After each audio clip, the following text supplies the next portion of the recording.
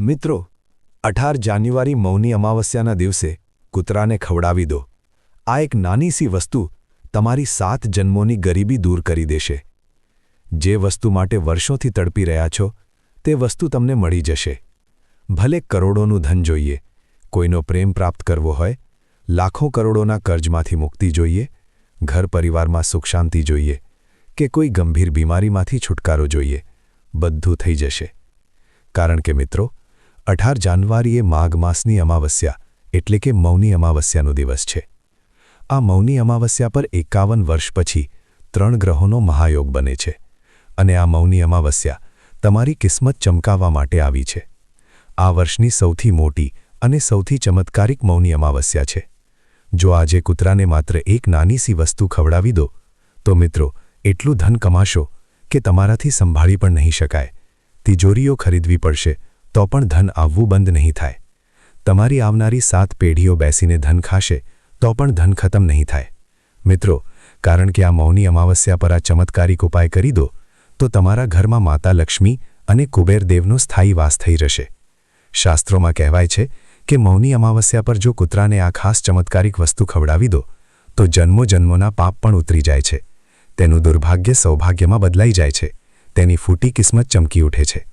કારણ કે આ મૌની અમાવસ્યા એ જ એકમાત્ર દિવસ છે જ્યારે આપણા બ્રહ્માંડના બધા દેવી દેવતા પૃથ્વી પર ઉતરી આવે છે.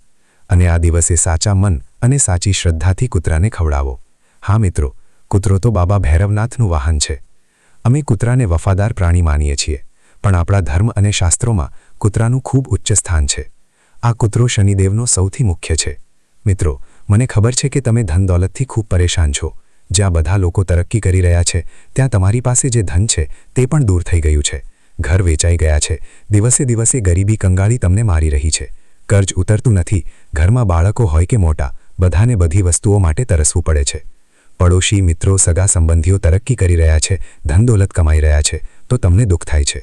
પણ મિત્રો, શું તમે લાયક નથી? બિલકુલ નહીં. તમે ખૂબ લાયક છો. તમે માત્ર તમારા નસીબ અને કિસ્મતથી માર ખાઈ રહ્યા છો.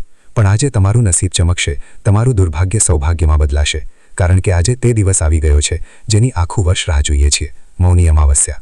આજે ઇન્સાન જન્મો જન્મોના કર્જમાંથી મુક્ત થઈ શકે છે. માત્ર એક નાની સી વસ્તુ કૂતરાને ખવડાવવી પડશે. આ નાની વસ્તુમાં બ્રહ્માંડની સારી શક્તિઓ સમાયેલી છે. મિત્રો, આ વસ્તુ એટલી તાકાતવર છે કે જો તમે તેને કૂતરાને ખવડાવી દો, જે તમારા ઘરમાં જ પડી હોય, તો તમારા નવગ્રહ જે હંમેશા દુઃખ આપતા રહ્યા છે તે જ તમારી કિસ્મત ચમકાવશે. તમારા દુર્ભાગ્યને સૌભાગ્યમાં બદલી દેશે. તમારા ઘરમાં માતા લક્ષ્મી અને કુબેરદેવનો વાસ થશે. તમારા પિતૃદેવતાઓની કૃપા થશે. મને ખબર છે કે તમારા પર સૌથી વધુ પિતૃદોષ છે.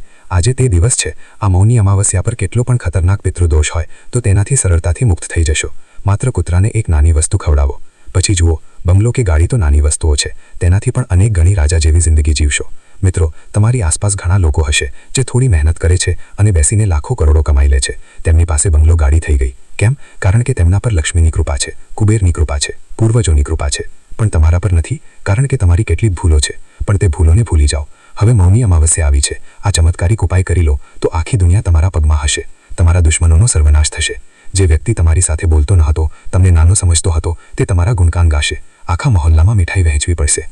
આ બધું મોટી વાતો નથી. આ મૌની અમાવસ્યાના દિવસે કરવામાં આવતા ખાસ ઉપાયનો ચમત્કાર છે. આજ સુધી ઘણા લોકોએ કર્યા છે અને તેમની જિંદગી રાજાઓથી પણ સુંદર થઈ ગઈ છે. મોટા નેતાઓ, ઉદ્યોગપતિઓ આ ઉપાય કરે છે અને તેમને તરક્કી, સત્તા, ધન મળે છે. હવે તમારી વાર છે. તો ચાલો જાણીએ કે તે વસ્તુ કઈ છે જે કૂતરાને ખવડાવવાની છે. આજે મૌની અમાવસ્યાના દિવસે મારા પ્યારા મિત્રો, વિડિયો ખૂબ ખાસ છે, તેથી તેને છોડીને જવાની ભૂલ ન કરતા. અને તે પહેલાં બધા લોકો કોમેન્ટમાં જય શનિદેવ લખો, કારણ કે આજે શનિદેવ તમારા પર ખૂબ પ્રસન્ન રહેશે. અને રાધે રાધે પણ લખો. ચાલો વિડિયો શરૂ કરીએ. જો વિડિયો લાઇક ન કર્યો હોય તો કરી દો. જો ઉપાય સમજાય નહીં તો કોમેન્ટમાં પૂછી લેજો. અને જો વિડિયો સારો લાગે તો થોડી તારીફ કરી જાઓ. મૌની અમાવસ્યા માત્ર અમાવસ્યા નથી. આ મૌન અને કર્મનું સંગમ છે. શાસ્ત્રોમાં કહેવાયું છે કે આજે જે વ્યક્તિ ઓછું બોલે, ઓછું માંગે અને વધુ દાન કરે, તેના જીવનમાં દરિદ્રતા મૌન થઈ જાય છે, ગરીબી મૌન થઈ જાય છે. આજે તમારે ઓછું બોલવું છે અને દાન પુણ્ય વધુ કરવું છે. પિતૃદોષથી મુક્તિ મેળવવી હોય તો આજે દિવસ ખૂબ સારો છે. શનિનો પ્રકોપ ઓછો થાય છે. રાહુ કેતુના કર્જ કપાઈ જાય છે. અધૂરા કર્મ પૂરા થાય છે. આપણા ધર્મ અને શાસ્ત્ર કહે છે કે આજે કૂતરો ધર્મરાજ યમ અને ભૈરવનાથનું પ્રતીક છે. જો આજે કૂતરાને આ નાની વસ્તુ ખવડાવી દો તો સીધી તે શક્તિઓ સુધી ભોજન પહોંચે છે જે તમારા કર્મોનો હિસાબ રાખે છે. જે કૂતરાને ભૂખ્યો રાખે છે તે પોતાના ભાગ્યને ભૂખ્યો રાખે છે. હવે ચાલો એક એક ઉપાય જોઈએ. 1. કર્જ ઉતરવા માટે. જો કર્જ ઉતરતું નથી, કમાણી આવે કે ઉડી જાય, ઉધાર પીછો છોડતું નથી, તો મૌની અમાવસ્યા પર કૂતરાને ચોખાની ખીર ખવડાવો. તેમાં થોડું કેસર નાખો. ઘરના મુખિયા, જેના પર કર્જ છે, તે હાથથી ખવડાવે.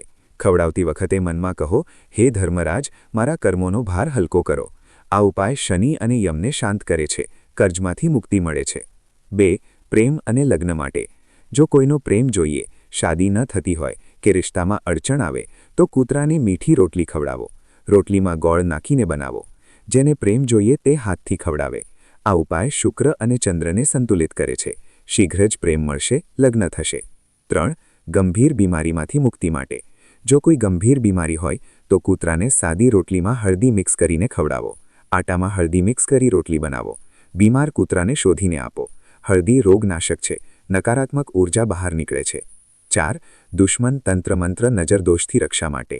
જો દુશ્મનો હોય, તંત્ર મંત્ર કે નજર લાગતી હોય તો કાળા તલવાળી રોટલી કાળા કૂતરાને ખવડાવો. આ ઉપાયથી રાહુ કેતુની કૃપા જાગે છે, ભૈરવનાથની કૃપા થાય છે, તંત્ર મંત્ર નાશ પામે છે, સુરક્ષા કવચ બને છે. 5. કરોડોનું ધન અને અપાર સંપત્તિ માટે. કૂતરાના નાના બચ્ચાને શોધીને દૂધમાં મિશ્રી મિક્સ કરીને રોટલી સાથે ખવડાવો. બાબા ભૈરવનાથ અને શનિદેવનું ધ્યાન કરો. આ ઉપાય ધનના દ્વાર ખોલે છે, રૂકેલું પૈસું ચાલે છે. પણ ધ્યાન રાખો, દાન આપતી વખતે લાલચ ન રાખો. નિસ્વાર્થ ભાવથી કરો અને ભૂલી જાઓ. જો યાદ રાખશો તો અસર નહીં થાય, ભૂલી જાઓ તો શીઘ્ર અસર થશે. મિત્રો, આ મૌની અમાવસ્યા તમારું જીવન બદલી નાખશે. આ ઉપાય કરો. જો કોઈ પ્રશ્ન હોય તો કોમેન્ટમાં પૂછો. જય શનિદેવ. રાધે રાધે.